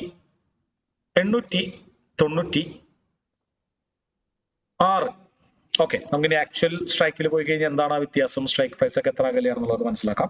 896 രൂപ വിലയുള്ള 896 രൂപ സ്പോട്ട് പ്രൈസ് ആണെന്ന് വിചാരിച്ചു. 896. എപ്പോഴും സ്ട്രൈക്ക് പ്രൈസ് 10ന്റെ ഗുണിതങ്ങളിലൊക്കെ ആയിരിക്കും, 1000-നടുത്താണെങ്കിൽ. അപ്പൊ നമുക്ക് എത്ര വെക്കാം? 900 അല്ലെ? അതിന് തൊട്ടടുത്തുള്ള റൗണ്ട് നമ്പർ 900. ഓക്കെ, നമുക്ക് അതിന് വേണമെങ്കിൽ 890 ആവാട്ടോ. ഓക്കെ, അപ്പൊ ഏറ്റവും കൂടുതൽ നമ്മൾ ഇപ്പോ വളരെ സിമ്പിൾ ആയിട്ട് പറയുകയാണെങ്കിൽ നമ്മൾ ചെയ്യേണ്ടത് എന്താണ്? ഈ സ്പോട്ട് പ്രൈസിന് ഏറ്റവും അടുത്തുള്ള ഓപ്ഷൻ എടുക്കാൻ നോക്കുക. അപ്പൊ 900 അല്ലെ? ഇനി ആ 900 രൂപ കയറി നമുക്കൊരു 980 രൂപയായി എന്ന് വിചാരിച്ചോ. 980 രൂപയായി. ഓക്കെ, ഈ ഒരു കോൾ ഓപ്ഷന് നമ്മളെപ്പോഴും പ്രീമിയം പറയുമ്പോൾ ഒരെണ്ണത്തിന്റെ പൈസയാണ് പറയുക. അപ്പൊ അതിനെ നമ്മൾ ലോട്ട് സൈസ് കൊണ്ട് കാൽക്കുലേറ്റ് ചെയ്യണം. അപ്പൊ ഇതിന് നമുക്കൊരു 20 രൂപ തന്നെ ഇരിക്കട്ടെ, നമുക്ക് സിമ്പിൾ ആയിട്ട് കാൽക്കുലേറ്റ് ചെയ്യല്ലേ വേണ്ടു. അപ്പൊ 20 രൂപ ചെലവുണ്ടെന്ന് വിചാരിച്ചു. അപ്പൊ വളരെ ഈസി ആയിട്ട് നമുക്ക് കാൽക്കുലേറ്റ് ചെയ്യാം. 20,000 രൂപയാണ് നമുക്ക് ഈ ഒരു ഓപ്ഷൻ ചെയ്യാൻ വേണ്ടി വേണ്ടത്. അങ്ങനെയാണെങ്കിൽ ഇതിന് എത്ര ലാഭം കിട്ടും? ഈ ഒരു കളിക്ക് പോയാൽ എത്ര രൂപ ലാഭം കിട്ടും? അപ്പൊ 20,000 രൂപ മനസ്സിൽ മറക്കരുത്. 20 × 1000 സിമ്പിൾ ആണ്, അവിടെ മാറ്റി വെച്ചു. പ്രൈസ് 900 നിന്ന് 980 കയറി. അപ്പോ ബയ്യർക്ക് എത്ര രൂപ ലാഭം കിട്ടും? ആ ലാഭം സെല്ലറാണ് കൊടുക്കേണ്ടത്. 60,000. യെസ്, അതായത് 80 രൂപ മുകളിലേക്ക് കയറി ഇൻറ്റു 1000, 80,000 പ്രോഫിറ്റ് കിട്ടി. 20,000 ആദ്യമേ കെട്ടിവെച്ച ലോസ് ഉണ്ട്. അപ്പോ അത് കഴിച്ചിട്ടുള്ള നെറ്റ് പ്രോഫിറ്റ് 60,000. കറക്റ്റ് അല്ലെ? അപ്പൊ ഇത് തന്നെയാണ് തിരിച്ചിട്ടാ പുട്ട് ഓപ്ഷൻ. യെസ്, 60,000. അപ്പൊ ഇത് തന്നെ തിരിച്ചിട്ടാ പുട്ട് ഓപ്ഷൻ ആയി. ചെറിയ വ്യത്യാസങ്ങളുള്ളൂ. എന്തായിരിക്കും വ്യത്യാസം? ഇവിടെ റൈറ്റ് ടു ബൈക്ക് പകരം റൈറ്റ് ടു സെല്ലാണ്, വിൽക്കാനുള്ള അവകാശം. അപ്പൊ കുറച്ച് കൺഫ്യൂഷൻ ഉണ്ടാവും അപ്പൊ തന്നെ അല്ലെ? വിൽക്കാനുള്ള അവകാശവും, വിൽക്കാനുള്ള അവകാശം എന്ന് പറഞ്ഞാൽ എന്താണ്? അത് സെല്ലർ വാങ്ങിക്കൊള്ളണം. പുട്ട് ഓപ്ഷൻ ബയർ കൊടുത്തു കഴിഞ്ഞാൽ സെല്ലർ വാങ്ങിക്കൊള്ളണം. വിൽക്കാനുള്ള അവകാശം എന്ന് പറഞ്ഞാൽ അപ്പൊ അപ്പുറത്ത് സെല്ലർക്ക് അത് വാങ്ങാനുള്ള ഒബ്ലിഗേഷൻ ഉണ്ട്, റെസ്പോൺസിബിലിറ്റി ഉണ്ട്. അത്രേ ഉള്ളൂ. ബാക്കിയെല്ലാം സെയിം തന്നെ. Right to sell, what is put option? It is the right to sell a lot of specific stock, for example 500 at a predetermined price, അതായത് ജനുവരി 1-ാം തീയതിയിലത്തെ പ്രൈസ് അല്ലെ? On or before expiry. എപ്പോ വേണമെങ്കിലും ഇത് ബയർക്ക് എക്സിക്യൂട്ട് ചെയ്യാം. ബയറുടെ കയ്യിലാണ് കളിയിരിക്കുന്നത്. ബയർക്ക് വേണ്ടെന്ന് പറഞ്ഞാൽ, ഇപ്പൊ വേണമെന്ന് പറഞ്ഞാൽ സെലർ എടുത്ത് കൊടുത്തോളണം.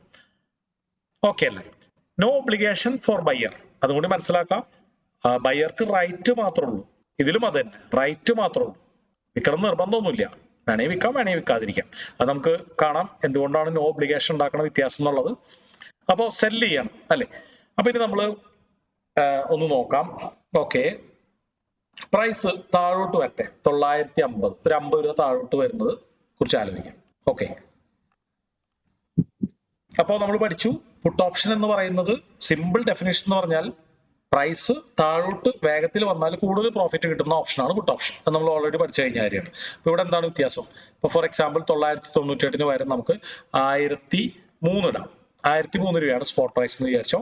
അപ്പൊ അതിന് തൊട്ടടുത്തുള്ള റൗണ്ട് നമ്പർ നമ്മൾ നോക്കുമ്പോൾ 1000 ആണ് കാണുന്നത്. 1000ന്റെ സ്ട്രൈക്ക് പ്രൈസ് ആണ് വാങ്ങുന്നത്. ഓക്കെ, 1000ന്റെ കോൺട്രാക്റ്റിലാണ് നമ്മൾ ജോയിൻ ചെയ്യണം. അപ്പൊ അതിനുശേഷം പ്രൈസ് 950ലേക്ക് വീണാൽ പുട്ട് ഓപ്ഷൻ ബയർക്ക് എന്താണ് കിട്ടുക? പ്രോഫിറ്റ് ആണോ ലോസ് ആണോ? നമുക്ക് ഓൾറെഡി അറിയാം പുട്ട് ഓപ്ഷൻ ബയർക്ക് പ്രോഫിറ്റ് ആണ്. അത് നമ്മൾ സിമ്പിൾ ഡെഫിനേഷൻസിൽ ആ ക്ലൂ കിട്ടി. ഇനി എത്ര മാത്രം പ്രോഫിറ്റ് എന്നുള്ളത് നമ്മൾ എങ്ങനെ കാൽക്കുലേറ്റ് ചെയ്യും? 950ലേക്ക് വീണാൽ ഇത് പുട്ട് ഓപ്ഷൻ ബയർ സെല്ലർക്ക് വിൽക്കാനുള്ള അവകാശമാണ് ഈ മുദ്രക്കടലാസ് നമുക്ക് തരുന്നത്, കോൺട്രാക്ട് നമുക്ക് തരുന്നത് അല്ലെ. അപ്പോ ഏത് വിലക്ക്? ആ കോൺട്രാക്റ്റിലുള്ള വിലക്ക് 1000 രൂപയ്ക്ക്. അതായത് നിലവിൽ ഈ സാധനത്തിന് ജനുവരി 31 തീയതി ആയപ്പോ വെറും 950 രൂപ വരെയുള്ളൂ. പക്ഷെ പുട്ട് ഓപ്ഷൻ ബയർ സെല്ലർക്ക് 1000 രൂപയ്ക്ക് വിൽക്കണം. വിറ്റാൽ സെല്ലർ ഇത് വാങ്ങാൻ നിർബന്ധിതനാണ്. അപ്പൊ പുട്ട് ഓപ്ഷൻ ബയർക്ക് ഇതിന് എന്ത് വില കൊടുത്ത് മാർക്കറ്റിൽ നിന്ന് കിട്ടും?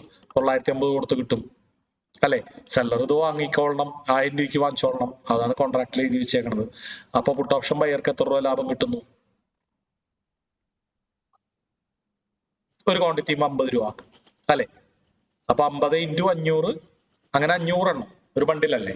അപ്പൊ 50 × 500 എത്രയാണ്? 25,000 രൂപ ലാഭം കിട്ടും.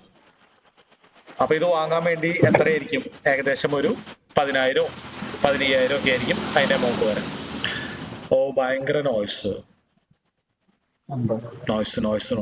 Okay, thank you. അപ്പോ കറക്റ്റ് അല്ലേ? അപ്പൊ പുട്ട് ഓപ്ഷൻ എന്ന് പറഞ്ഞു കഴിഞ്ഞാൽ മാർക്കറ്റ് താഴേക്ക് വീഴുമ്പോഴാണ് പുട്ട് ഓപ്ഷൻ ബയ്യർക്ക് ലാഭം. അപ്പൊ പുട്ട് ഓപ്ഷൻ സെല്ലറുടെ കാര്യമല്ല പറഞ്ഞാൽ ബയ്യർക്ക് ലാഭം. അപ്പൊ സെല്ലർക്ക് എങ്ങനെയായിരിക്കും? സെല്ലർക്ക് നഷ്ടമായിരിക്കും. പുട്ട് ഓപ്ഷൻ സെല്ല് ചെയ്യുന്ന ആൾക്ക് നഷ്ടമായിരിക്കും. അപ്പൊ സെല്ലിങ്ങിന്റെ കാര്യം നമുക്ക് അടുത്തൊരു ക്ലാസ്സിൽ വളരെ വിശദമായിട്ട് കാണാം. അപ്പൊ നമ്മൾ ബൈയിങ്ങിന്റെ കാര്യമാണ് കാണുന്നത് അല്ലെ. അപ്പൊ ഇനി ആക്ച്വലി ഇത് നിങ്ങൾക്ക് അറിയാൻ ആഗ്രഹമില്ലേ? ഏതൊക്കെ സ്റ്റോക്കുകൾ എടുത്താൽ എത്ര രൂപയ്ക്കാണ് ആക്ച്വലി വരാൻ, നമ്മൾ റിയലി എത്ര പൈസ കൊടുക്കേണ്ടി വരും, അത് എവിടെ പോയി നോക്കാം എന്നൊക്കെ അറിയാൻ ആഗ്രഹം ഉണ്ടാവും അല്ലെ. അപ്പോൾ അതിനു വേണ്ടിയിട്ട് നമുക്കൊരു പേജിലേക്ക് പോവാം. ഈ പേജിനെ പറയുന്ന പേരാണ് ഓപ്ഷൻ ചെയിൻ. അപ്പൊ നിങ്ങൾ ഓർത്ത് വെക്കുക, ഈ ഓപ്ഷൻ ചെയിൻ എന്ന് പറഞ്ഞു കഴിഞ്ഞാൽ അവൈലബിൾ ആയിട്ടുള്ള എല്ലാ കോൺട്രാക്റ്റും നമുക്ക് ഒറ്റയടിക്ക് കാണാവുന്ന ഒരു വലിയ പേജാണ്. അപ്പൊ ഇത് കിട്ടണമെങ്കിൽ നമ്മൾ സിമ്പിളി ഓപ്ഷൻ ചെയിൻ എന്ന് മാത്രം അടിച്ചു കൊടുത്താൽ മതി ഗൂഗിളിൽ. ഓക്കെ, അപ്പോ ഇതില് NSEയുടെ ഓപ്ഷൻ ചെയിനിലേക്കാണ് ആദ്യത്തെ ഗൂഗിൾ സജസ്റ്റ് ചെയ്യുന്ന പേജ്. അപ്പൊ ഇതാണ് ബേസിക്കലി ഓപ്ഷൻ ചെയിൻ എന്ന് പറയുന്നത്.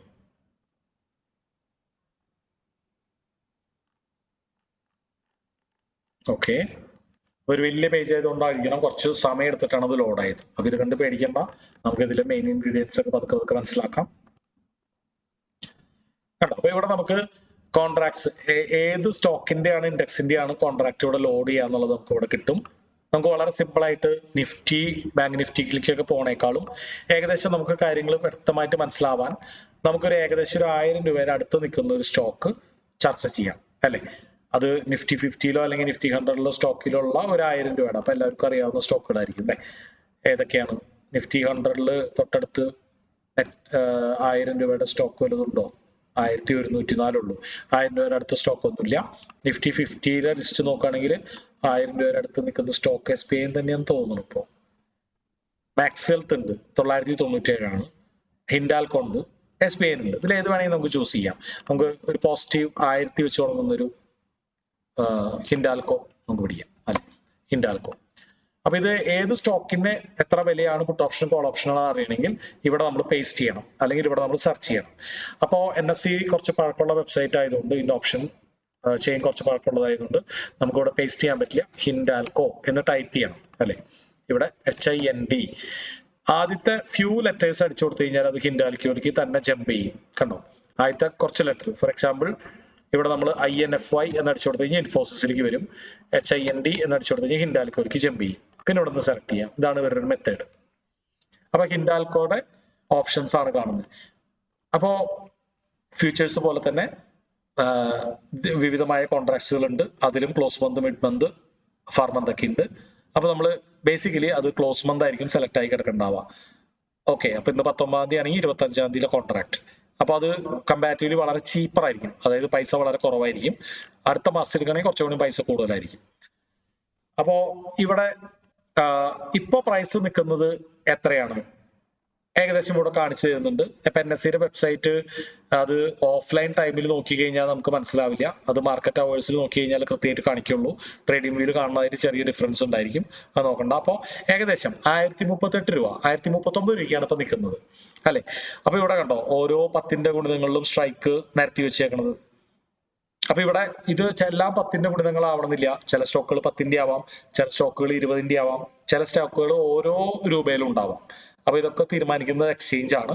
ഏകദേശം ഒരു 1000 രൂപ വിലയുള്ള സ്റ്റോക്കുകളിൽ 10ന്റെ 20ന്റെ ഗുണിതങ്ങളിലാണ് സ്ട്രൈക്ക് ഉണ്ടാവുള്ളൂ. ഓക്കെ, അപ്പൊ ഇവിടെ അതിന് തൊട്ടടുത്തുള്ള നമ്പർ ആണ് നമ്മൾ ഫോക്കസ് ചെയ്യേണ്ടത്. അതിനെയാണ് അറ്റ് ദ മണി എന്ന് പറയുന്നത്.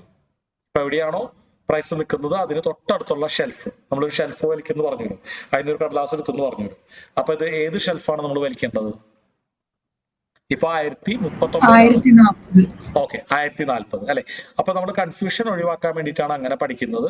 ഇനി ഇതിന് മുകളിലുള്ള കോൺട്രാക്റ്റുകൾ നമുക്ക് ട്രേഡ് ചെയ്യാം, താഴെയുള്ള കോൺട്രാക്റ്റുകൾ നമുക്ക് ട്രേഡ് ചെയ്യാം. അപ്പൊ ഏറ്റവും കൂടുതൽ ആൾക്കാർ ട്രേഡ് ചെയ്യുന്നത് അറ്റ് ദ മണി ആയിരിക്കും. അപ്പൊ നമുക്ക് അത് തന്നെ പഠിക്കാം. പിന്നീട് ഒരു അവസരത്തിൽ നമുക്കത് മേലെയുള്ളതിന് എന്താണ് വ്യത്യാസം, താഴെയുള്ളത് എടുത്താൽ എന്താണ് ലാഭം നഷ്ടം എന്നൊക്കെ നമുക്ക് മനസ്സിലാക്കാം. അപ്പൊ വളരെ സിമ്പിൾ ആയിട്ട് നമ്മൾ അറ്റ് ദ മണിയിലേക്ക് ഫോക്കസ് ചെയ്യാം.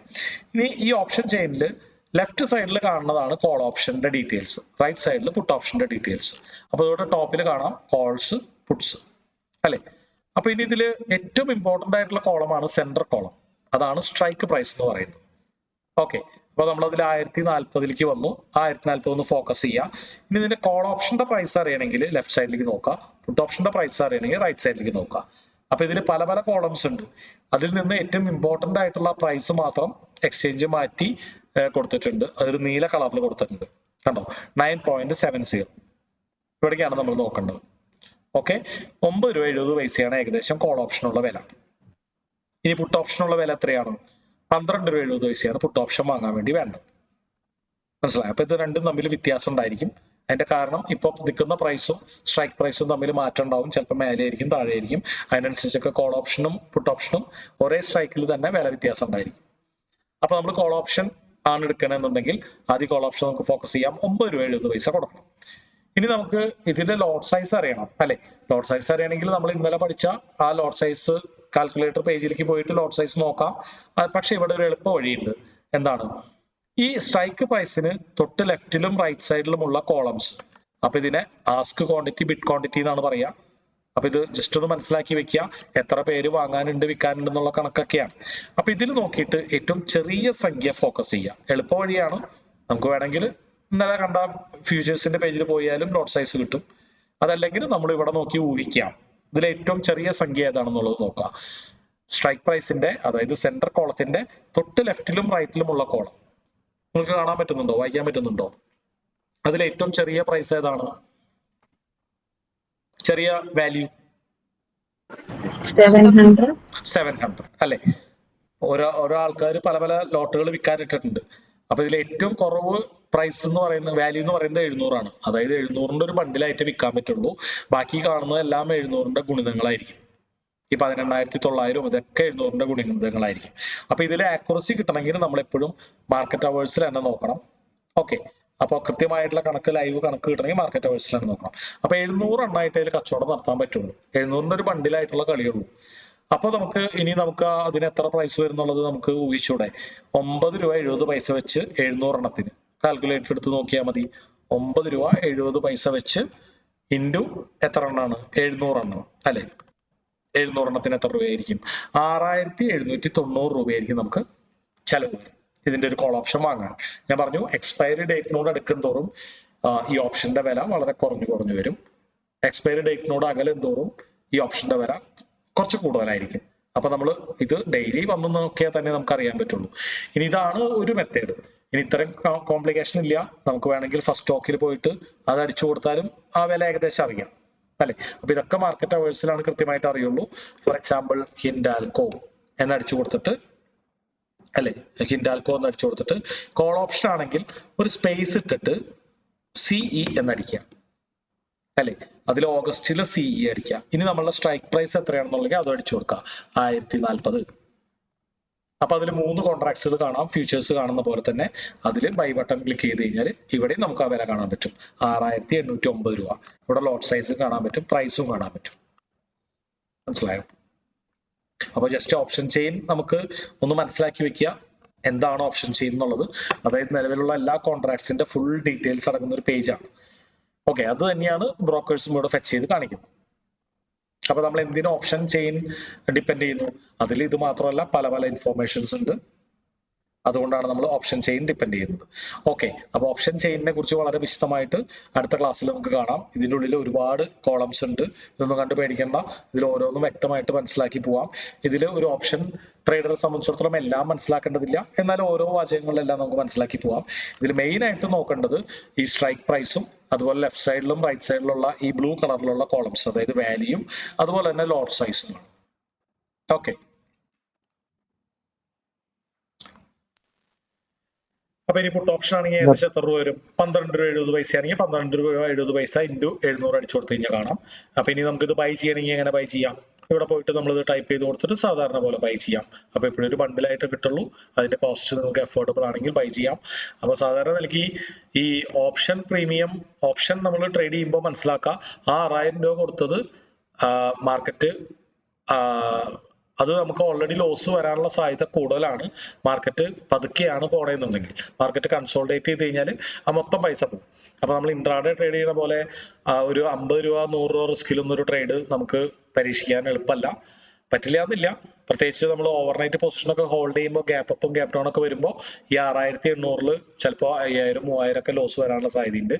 അപ്പോൾ ഓപ്ഷൻസ് എപ്പോഴും ചെയ്യുമ്പോൾ നമ്മൾ ആദ്യം പേപ്പർ ട്രേഡ് ചെയ്ത് പ്രാക്ടീസ് ചെയ്തിട്ട് മാത്രം റിയൽ ട്രേഡ് ചെയ്യാൻ നോക്കാം.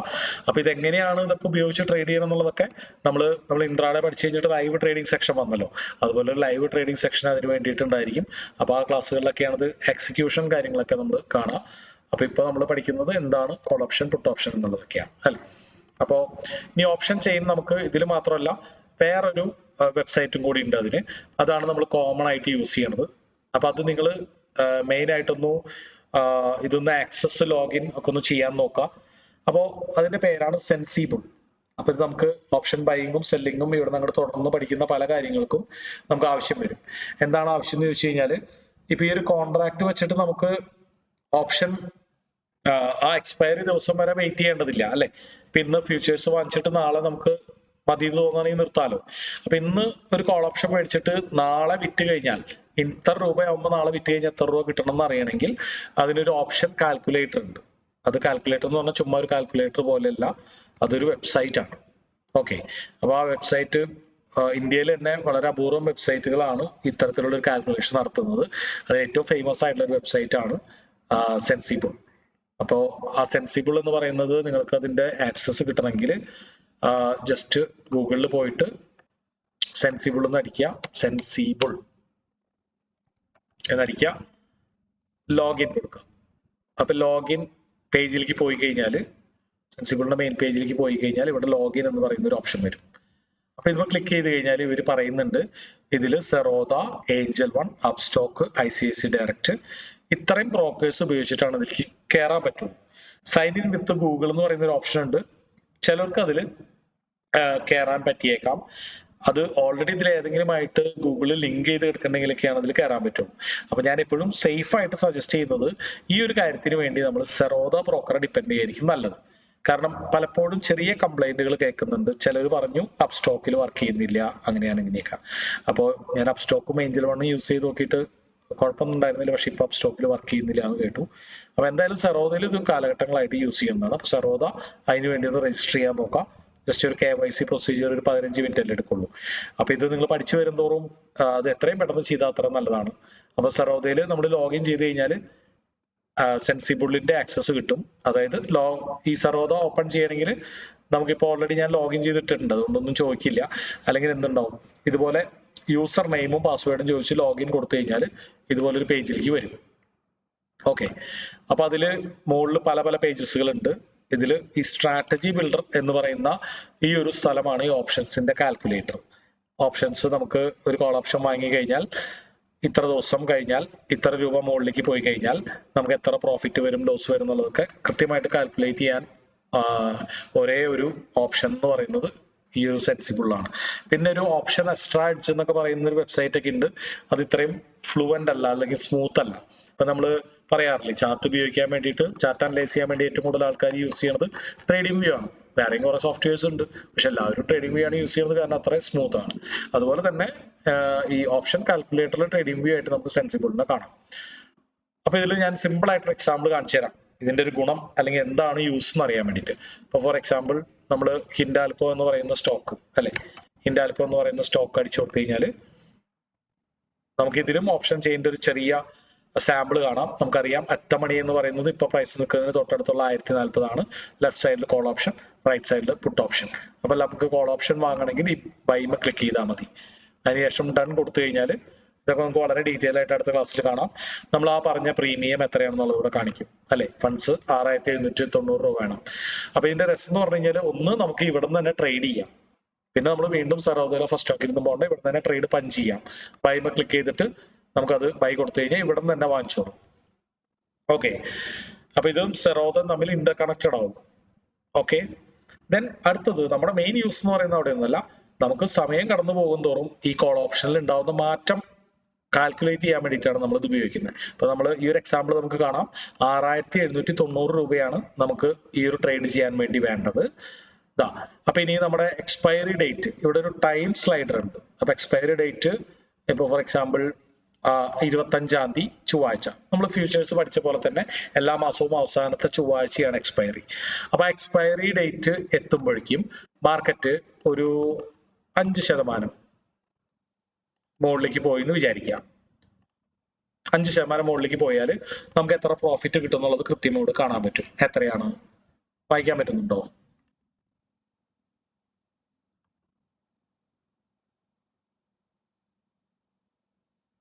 വായിക്കാൻ പറ്റുന്നുണ്ടോ അത്? 28,800. ഓക്കെ, അപ്പോ നമ്മുടെ ക്യാപിറ്റലിന്റെ എത്ര ശതമാനമാണെന്നുള്ളത് തൊട്ടടുത്ത് ബ്രാക്കറ്റിൽ കാണിക്കുന്നുണ്ട്. എത്ര ശതമാനമാണ്? 425% അല്ലെ. അപ്പൊ 5% മാർക്കറ്റ് കയറുമോ? അത് നമുക്ക് പറയാൻ പറ്റില്ല. അത് കണ്ടുപിടിക്കാൻ പറ്റിയ എല്ലാവരും ഓപ്ഷൻസ് ചെയ്യുള്ളൂ. അപ്പോ 5% എന്ന് പറഞ്ഞാൽ ഏകദേശം എന്തോരം ഉണ്ടാവും നോക്കാം. ഇപ്പോ ഇവിടുത്തെ 5% എന്ന് പറയുമ്പോ എത്രയാണ്? ഇത്ര, സോറി, 6%. ഇപ്പൊ നമുക്കൊരു കാര്യം ചെയ്യാം. ഇവിടെ നിന്ന് 5% എന്ന് പറയുമ്പോ എത്രയാണ്? ഇത്രയും അല്ലെ. അപ്പൊ ഇത്ര മൂവ്മെന്റ് ഇനിയുള്ള ദിവസങ്ങളിൽ ഉണ്ടായിക്കൂടെ? മനസ്സിലായി? ഇനി നമുക്ക് എത്ര ദിവസം ഉണ്ട്? ഒരാഴ്ച ഉണ്ട് അല്ലെ, അപ്രോക്സിമേറ്റ്ലി. അതില് പല ദിവസങ്ങളില്ല, ഹോളിഡേയ്സ് ഉണ്ട്.